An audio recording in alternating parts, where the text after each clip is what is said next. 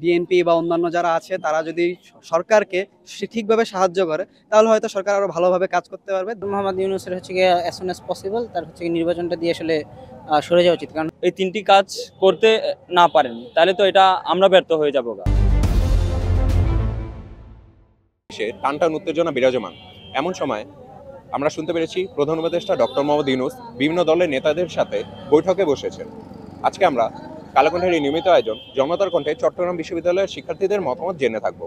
সাথে আছি আমি হাসান আবরার তানভীর। দর্শক, আমাদের এই নিয়মিত আয়োজনে আপনারাও জানাতে পারেন আপনার স্বাধীন ও নিরপেক্ষ মতামত। প্রথম কথা হচ্ছে গিয়ে ডক্টর মোহাম্মদ ইউনূসের যদি আমরা মেয়াদকালের সম্পর্কে যদি আলোচনা হয়, তাহলে আমার পার্সোনাল অপিনিয়ন হচ্ছে ডক্টর মোহাম্মদ ইউনূসের হচ্ছে গিয়ে as soon as possible তার হচ্ছে গিয়ে নির্বাচনটা দিয়ে আসলে সরে যাওয়া উচিত। কারণ হচ্ছে গিয়ে তিনি এ পর্যন্ত হচ্ছে গিয়ে যথেষ্ট পরিমাণে ব্যর্থ, এটা আমরা নিঃসন্দেহে বলতে পারি। এবং হচ্ছে গিয়ে যে তার যে মেন যে তিনটা কাজ ছিল, তিনটা কাজের কোনোটাই হচ্ছে গিয়ে আসলে আমরা ওইভাবে দেখি নাই, প্রোগ্রেস দেখি নাই।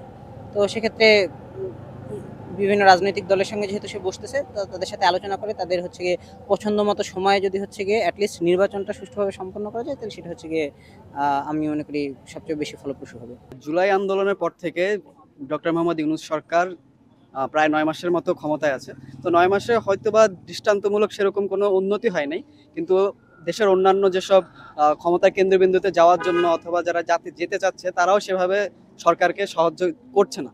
তো এর ফলে দেখা যাচ্ছে যে ক্ষমতা একটা দ্বিকেন্দ্রীকরণ বা ক্ষমতা যারা আছে তারা ঠিকভাবে কাজ করতে পারছে না।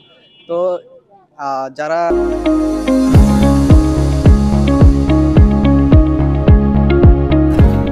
মানে বিএনপি বা অন্যান্য যারা আছে তারা যদি সরকারকে ঠিকভাবে সাহায্য করে তাহলে হয়তো সরকার আরো ভালোভাবে কাজ করতে পারবে, দেশ আরো ভালোভাবে আগে যেতে পারবে।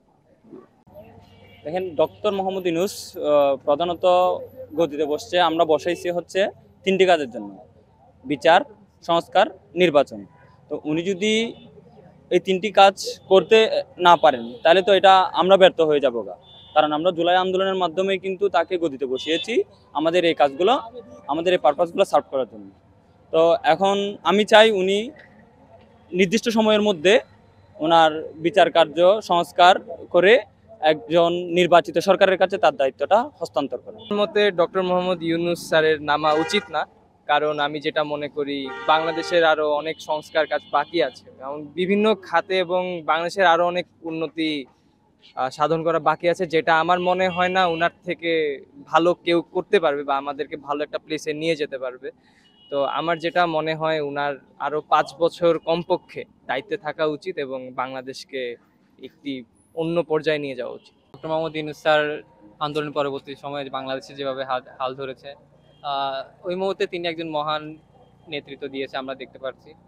তো আমরা আশা করতেছি নির্বাচনের পরবর্তীতে এরকমই কোনো একজন গুণীজ্ঞানী ব্যক্তি আসবেন এবং বাংলাদেশে হাল ধরবেন এবং বাংলাদেশকে উচ্চ পর্যায়ে নিয়ে যাবেন। তো আমরা আশা করতেছি ডক্টর মোহাম্মদ ইউনূস স্যার খুব দ্রুতই নির্বাচনের একটা রোডম্যাপ ঘোষণা করবে এবং নির্বাচনের জন্য তিনি যথেষ্ট সময় নিয়ে সঠিক একটা নির্দেশনা দিবেন।